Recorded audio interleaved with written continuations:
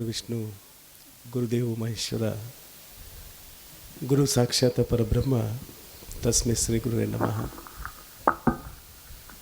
ಶ್ರೀ ಮಲ್ಲಿಕಾರ್ಜುನ ಗುರುದೇವಾಶ್ರಮ ಗೋರಖಪುರದ ಆಶ್ರಮದ ವಾರ್ಷಿಕ ಸತ್ಸಂಗ ಸಮಾವೇಶದ ವೇದಿಕೆ ಮೇಲೆ ಬ್ರಹ್ಮ ವಿಷ್ಣು ಮಹೇಶ ಸ್ವರೂಪಿಗಳು, जगाचा कल्याण संतांच्या विभूती, देह कष्टविती परोपकारे, परोपकारार्थाय इदम शरीरम, जगत कल्याणकर्ता जगत कल्याणक्ಕಾಗಿ ತಮ್ಮ ಜೀವನವನ್ನು ಸವೆಸಿ ಈ ಜಗತ್ತಿಗೆ ಉಪಕಾರ ಮಾಡಲಿಕ್ಕೆ ಆಗಮಿಸಿದಂಥ ಎಲ್ಲ ನನ್ನ ದಿವ್ಯ ಭವ್ಯ ಪರಮ ಪೂಜ್ಯರುಗಳಿಗೆ ನನ್ನ ಅನಂತಕೋಟಿ ದಂಡವತ ಪ್ರಣಾಮವನ್ನು ಸಲ್ಲಿಸಿ, ಆಗಮಿಸಿದಂಥ ವೈದ್ಯರುಗಳಲ್ಲೂ ಕೂಡ ನನ್ನ ನಮಸ್ಕಾರಗಳನ್ನು ಹೇಳಿ, ಯಾವತ್ತು ಆಶ್ರಮದ ಎಲ್ಲ ಪರಮ ಸದ್ಭಕ್ತರಲ್ಲಿ ನನ್ನ ದಂಡವತ ಪ್ರಣಾಮಗಳನ್ನು ಹೇಳಿ, ಇವತ್ತು 2ನೇ ದಿವಸ ಕಾರ್ಯಕ್ರಮ ನಿಮಿತ್ತವಾಗಿ ಇವತ್ತು ಅಧಿಕರಣ ವಿಷಯ ಆಹಾರ ಮತ್ತು ಆರೋಗ್ಯ. ಪರಮ ಪೂಜ್ಯ ಬಸವಲಿಂಗ ಮಹಾಸನ್ನಿಧಿಯವರು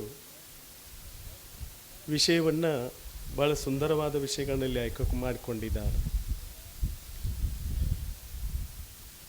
ವರ್ತಮಾನದಲ್ಲಿ ಅವಶ್ಯಕತೆ ಇರುವಂಥ ವಿಷಯಗಳು ಇವೆಲ್ಲ.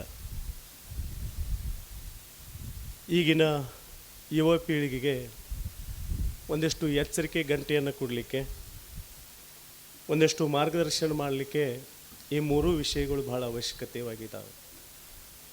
ಒಂದು ಭಾರತೀಯ ಸಂಸ್ಕೃತಿ, ಮತ್ತೊಂದು ಆಹಾರ ಮತ್ತು ಆರೋಗ್ಯ. ಇವತ್ತಿನ ಯುವ ಪೀಳಿಗೆಯಲ್ಲಿ ಒಂದಷ್ಟು ಮನಸ್ಸಿನಲ್ಲಿ ಮೂಡಿಸಬೇಕಾಗಿದೆ ತಂದೆ ತಾಯಿಯ ಭಕ್ತಿಯನ್ನು. ಆ ಒಂದು 3 ವಿಷಯಗಳನ್ನು ಬಹಳ ಸುಂದರವಾಗಿ ಮಹಾಸನ್ನಿಧಿಯವರು ಇವತ್ತು ಅಧಿಕರಣ ವಿಷಯವಾಗಿ ಇಟ್ಕೊಂಡಿದ್ದಾರೆ. ಆಹಾರ ಮತ್ತು ಆರೋಗ್ಯ. ನಮ್ಮ ಆರೋಗ್ಯ ಮತ್ತು ಆಹಾರಕ್ಕೆ ಬಹಳ ಸಾಮ್ಯತೆ ಇದೆ.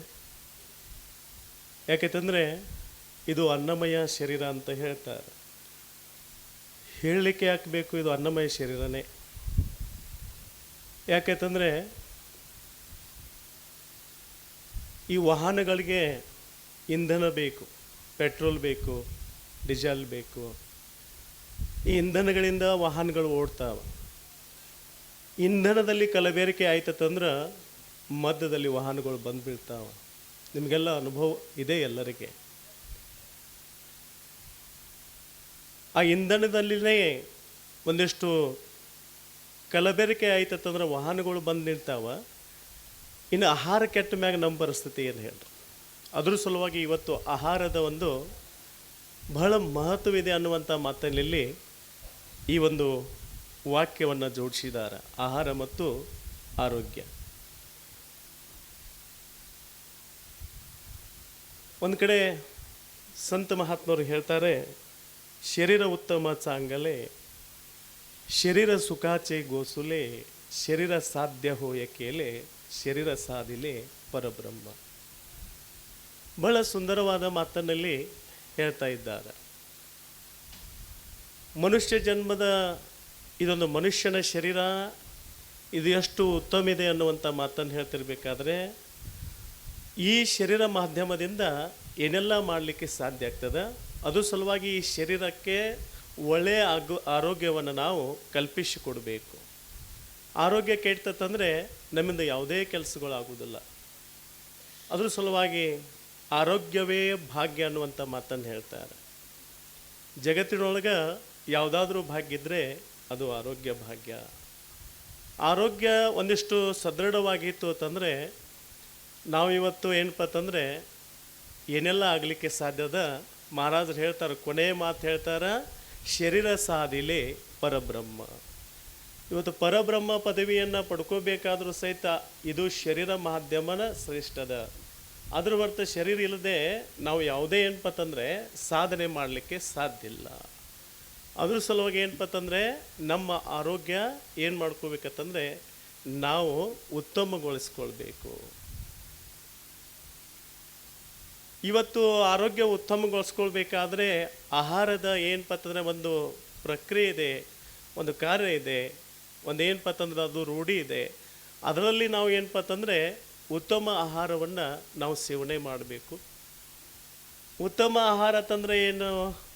ಉತ್ತಮ ಆಹಾರ ತಂದರೆ ಯಾವ ಶಾಸ್ತ್ರ ಉತ್ತಮ ಆಹಾರ ಅಂತೇಳಿ ಹೇಳಿದಲ್ಲ, ಆ ಆಹಾರವನ್ನು ನಾವು ಸೇವನೆ ಮಾಡಬೇಕು. ಇವತ್ತು ನಾವು ಹೋಟೆಲ್ಗಳಲ್ಲಿ ಹೋಗಿ ಅನೇಕ ಏನಪ್ಪ ಅಂತಂದರೆ ಕರೆದ ಪದಾರ್ಥಗಳನ್ನು, ಎಣ್ಣೆ ಹೆಚ್ಚು ಬಳಸಿದಂಥ ಪದಾರ್ಥಗಳನ್ನು, ನಾಲಿಗೆ ಈ ರಸನೇಂದ್ರಿಗೆ ಯಾವುದು ರುಚಿ ಹತ್ತೈತಿ ಅದನ್ನು ನಾವು ತಿಂದರೆ ನಮ್ಮ ಆರೋಗ್ಯಕ್ಕೆ ನಾವು ಚಲೋ ಆಹಾರ ತಿನ್ನಕತ್ತೀವಿ ಅಂತೇಳಿ ಅಂತೇಳಲ್ಲ. ಯಾಕಂತಂದರೆ ಅವೆಲ್ಲ ಏನು ಮಾಡ್ತಾವತ್ತಂದ್ರೆ ನಮ್ಮ ಆರೋಗ್ಯವನ್ನು ಕೆಡಿಸಿಬಿಡ್ತಾವೆ. ಒಂದು ನಾಲ್ಗೆ ರುಚಿ ನೋಡಿ ನಾವು ಆಹಾರವನ್ನು ತೆಗೆದುಕೊಳ್ಳಲಿಕ್ಕೆ ನಾವು ಹೋದೋತಂದರೆ ಇನ್ನುಳಿದ ಒಳಗಿರುವಂಥ ಪಾರ್ಟ್ಗಳ ಗತಿ ಏನು? ಹರ್ಯಾಸ್ಮೆಂಟ್ ಆಗ್ತೈತಿ ಒಳಗಿರುವಂಥ ಪಾರ್ಟ್ಗಳಿಗೆ. ಹರ್ಯಾಸ್ಮೆಂಟ್ ಅನ್ನುವಂಥ ಶಬ್ದ ನೀವೆಲ್ಲ ಬಳಸ್ತಿರಲ್ಲ. ನಾವು ಬಾಹ್ಯ ಪ್ರಪಂಚದೊಳಗೆ ಏನಪ್ಪ ಅಂತಂದರೆ ಮತ್ತೊಬ್ಬರಿಗೆ ಏನಾದರೂ ಅಂದು ಮಾಡಿದತ್ತಂದರೆ ಒಂದು ಮಾತಿನಿಂದ, ಒಂದು ಕೃತಿಯಿಂದ, ಒಂದು ಕೆಲಸದಿಂದ ಮತ್ತೊಬ್ಬರಿಗೆ ಹರ್ಯಾಸ್ಮೆಂಟ್ ಹೆಂಗೆ ಆಗ್ತೈತಿಲ್ಲ, ಹಂಗೆ ಆಹಾರ ನಾವು ಬ್ಯಾಡದ್ದು ತಗೋತಂದ್ರೆ ಒಳಗಿನ ಒಂದು ಪಾರ್ಟ್ಗಳ್ದಾವಲ್ಲ, ಆ ಪಾರ್ಟ್ಗಳಿಗೆ ಹರ್ಯಾಸ್ಮೆಂಟ್ ಆಗ್ತೈತಿ. ಅದು ಸಹನ ಆಗೋದಿಲ್ಲ. ಯಾಕಂತಂದ್ರೆ ನೀವು ದಾರು ಕುಡ್ದವ್ರು ನೋಡ್ತೀರಿ, ದಾರು ಕುಡೋರು ನೋಡಿ ಹೆಂಗೆ ತೋಲಾಡ್ತಾರೆ. ಏನಾಗಕತ್ತೈತಿ ಪರಿಸ್ಥಿತಿ ಅಂದರೆ, ಬ್ಯಾಡಪ್ಪ ನೀ ತಗೋಬೇಡ, ನನ್ನ ಪರಿಸ್ಥಿತಿ ಕೆಡಿಸಿ ಹೋಗಿತಿ, ನೀನು ನನ್ನ ಪರಿಸ್ಥಿತಿ ಕೆಡ್ತೈತಿ, ಭಾಳ ಅಸ್ತವ್ಯಸ್ತ ಆಗ್ತೀನಿ ನಾನು ಅಂತೇಳಿ ಹೇಳಿದ್ರು ಸಹಿತ ಅದು ತನ್ನ ಏನಪ್ಪ ಅಂತಂದರೆ ಆ ರೀತಿ ಏನಪ್ಪ ಅಂತಂದರೆ ಸಮತೋಲನ ಕಳ್ಕೊಂಡಾಗ ನಮಗೂ ಸಹಿತ ಗುರ್ತಾಗಂಗಿಲ್ಲ ಏನಾಗಕತ್ತೈತಿ ನಮ್ಮ ಪರಿಸ್ಥಿತಿ ಅಂತೇಳಿ. ನಾವೊಂದು ಮೋಜು ಮಜಾ ಸಲುವಾಗಿ ಏನು ಮಾಡ್ತೇವಲ್ಲ, ಇದು ಏನಪ್ಪ ಅಂತಂದರೆ ಆಹಾರದ ಪದ್ಧತಿಯಲ್ಲಿ ನಮ್ಮದು ಬಹಳಷ್ಟು ತಪ್ಪಿದೆ. ಯಾಕಂತಂದರೆ ಶ್ರೀಮಂತರು ಇರ್ಬೋದು, ನಾವು ಶ್ರೀಮಂತಿರ್ಬೋದು, ಆದರೆ ಬಡವರ ಆಹಾರವನ್ನು ಸ್ವೀಕಾರ ಮಾಡಬೇಕು. ಇವತ್ತು ಶ್ರೀಮಂತರಿದೆ ಅಂತ ತಿಳ್ಕೊಂಡ ಅಲ್ಲ ಸಲ್ಲದ ಆಹಾರವನ್ನು ತಿಂದು ಅಂತಂದರೆ ನಮಗೇನಾಗ್ತೈತೆ ಅಂದರೆ ರೋಗ ರುಜಿಗಳು ಬರ್ತಾವ. ರೋಗ ರುಜಿಗಳು ಬಂದಾಗ ಏನಾಗ್ತೈತೆ ಅಂದರೆ ಒಂದಿಷ್ಟು ನಾವು ಡಾಕ್ಟರ್ ಕಡೆ ಹೋಗಬೇಕು, ಒಂದಿಷ್ಟು ಏನಪ್ಪ ಅಂತಂದರೆ ಒಂದಿಷ್ಟು ಏನು ಮಾಡ್ಕೋಬೇಕು, ಅದು ಚಲೋ ಆಗಬೇಕಾಗಿತ್ತಂದರೆ ನಾವು ಉಪಚಾರ ತಗೋಬೇಕು. ಉಪಚಾರ ತಗೋಬೇಕಾದ್ರೆ ಒಂದಷ್ಟು ದಿನಗಳು ಹೋಗ್ತಾವೆ. ಯಾಕೆಂತಂದರೆ ಇದನ್ನೆಲ್ಲ ವಿಚಾರ ಮಾಡಿನೇ ಸಂತರು ಒಂದು ಮಾತು ಹೇಳಿದ್ದಾರೆ.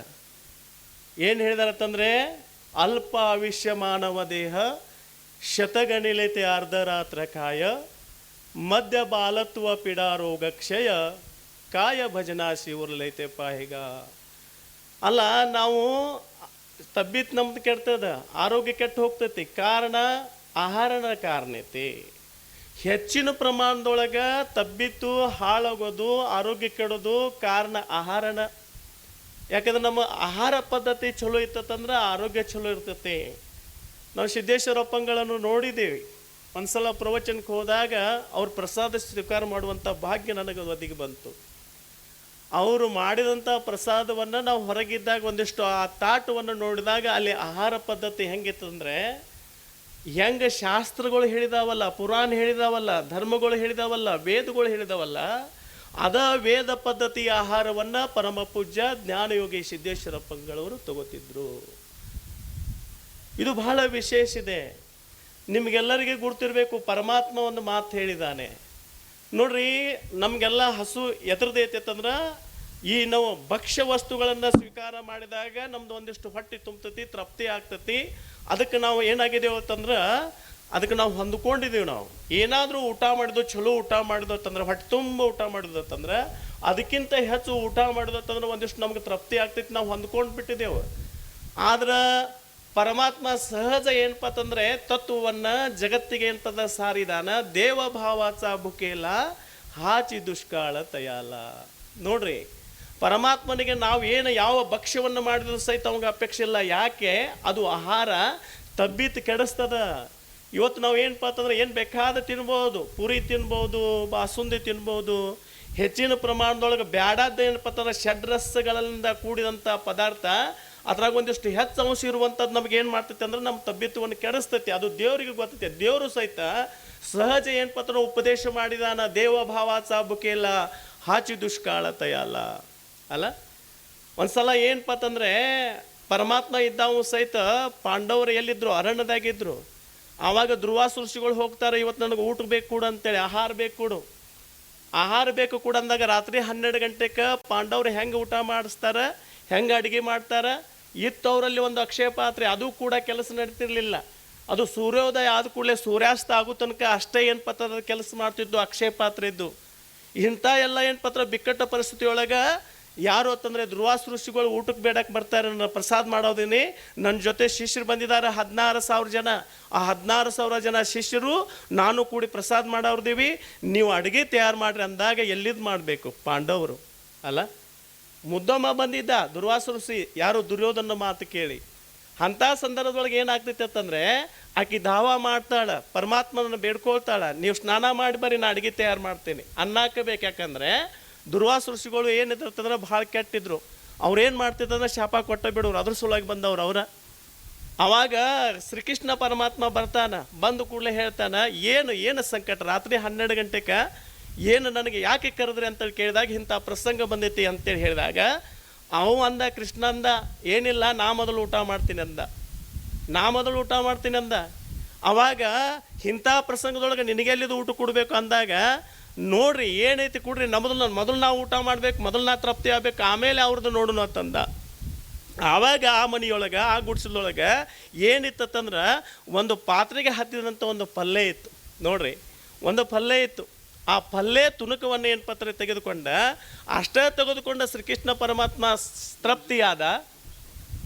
ತೃಪ್ತಿಯಾದ ಕೂಡಲೇ ಪ್ರಸಂಗ ಏನಪ್ಪ ಅಂತಂದರೆ, ನಾ ಏನು ಹೇಳಕ್ಕೆ ಹೊರಟಿದ್ದೀನಿ ಅಂತಂದರೆ, ಸಿದ್ದೇಶ್ವರಪ್ಪಗಳು ಊಟದ ಏನು ಪತ್ರ ಒಂದಿಷ್ಟು ಪ್ರಕಾರ ಅದೇ ಥರ ಇತ್ತು. ಯಾಕಂದರೆ ಯಾವುದು ನಮಗೆ ಈ ಶರೀರಕ್ಕೆ ಯೋಗ್ಯವೋ ಅದನ್ನು ಸ್ವಲ್ಪ ತೆಗೆದುಕೊಂಡು ಏನು ಪತ್ರ ನಮ್ಮ ಆರೋಗ್ಯವನ್ನು ಸುಧಾರಿಸ್ಕೊಳ್ಬೇಕು. ಯಾಕಂದರೆ ಇವತ್ತು ನಾವು ಶ್ರೀಮಂತರು, ಇವತ್ತು ನಾವು ಏನು ಪತ್ರ ಉಳ್ಳವ್ರು ಇದ್ದೀವಿ, ನಾವು ಹೋಟೆಲ್ ಅಂತೀವಿ, ನಾವು ಧಾಬಾಗಳು ಅಂತೀವಿ, ಇರಲಿ. ಆದರೂ ಸಹಿತ ಏನಪ್ಪ ಅಂತಂದರೆ ಒಂದಿಷ್ಟು ಭಾರತೀಯ ಸಂಸ್ಕೃತಿಯ ಒಂದು ಪದ್ಧತಿ, ಋಷಿಮುನಿ ಪದ್ಧತಿ, ಆಹಾರದ ಪದ್ಧತಿ ಏನೈತಿಲ್ಲ, ಆ ಪದ್ಧತಿ ನಾವು ದಿನಂಪ್ರತಿ ನಾವು ಅದು ರೂಢಿ ಮಾಡಿಕೊಂಡು ಅಂದ್ರೆ ನಮ್ಮ ಆರೋಗ್ಯ ಚೆನ್ನಾಗಿರ್ತೈತಿ. ಯಾಕಂದರೆ ಆರೋಗ್ಯದಿಂದ ಭಾಳಷ್ಟು ಕೆಲಸ ಮಾಡೋದತಿ. ಯಾಕಂತಂದರೆ ಏಕ ಯೋನಿ ಕೋಟಿ ಫೇರ ಮನುಷ್ಯ ಜನ್ಮ ಚಾವಾರ ಮಗಲಾಗೆ. ನೋಡ್ರಿ, ಇಂಥ ಮನುಷ್ಯ ಜನ್ಮ ಸಿಕ್ಕೈತಲ್ಲ, ಈ ಮನುಷ್ಯ ಸಿಗಬೇಕಾದ್ರೆ, ಮನುಷ್ಯ ಜನ್ಮ ಸಿಗಬೇಕಾದ್ರೆ, ಮನುಷ್ಯ ದೇಹ ಸಿಗಬೇಕಾದ್ರೆ, ಈ ಆರೋಗ್ಯ ಸಿಗಬೇಕಾದ್ರೆ ನಾವು 1 ಕೋಟಿ ಸಲ 1 ಯೋನಿಯೊಳಗೆ ಹುಟ್ಟಿ ಬಂದಾಗ ಈ ಒಂದು ಮನುಷ್ಯ ಜನ್ಮ ಸಿಕ್ಕೈತಿ. ಅದ್ರ ಸಲುವಾಗಿ ಈ ಮನುಷ್ಯ ಜನ್ಮದ ಆರೋಗ್ಯವನ್ನು ಕಾಪಾಡಿಕೊಂಡು ಅಂದರೆ ನಮ್ಮಿಂದ ಯಾವುದೇ ಒಳ್ಳೆಯ ಕೆಲಸಗಳು ಆಗ್ತಾವ ಅನ್ನುವಂಥ ಮಾತನ್ನು ಈ ಸಂದರ್ಭದಲ್ಲಿ ಹೇಳಿ ನನ್ನ ಪ್ರವಚನ ಸೇವೆಯನ್ನು ನನ್ನ ಆದರಣೀಯ ಪರಮ ಪೂಜ್ಯ ಎಲ್ಲ ಪೂಜ್ಯರಿಗೆ ನಾನು ಅರ್ಪಣೆ ಮಾಡ್ತೀನಿ.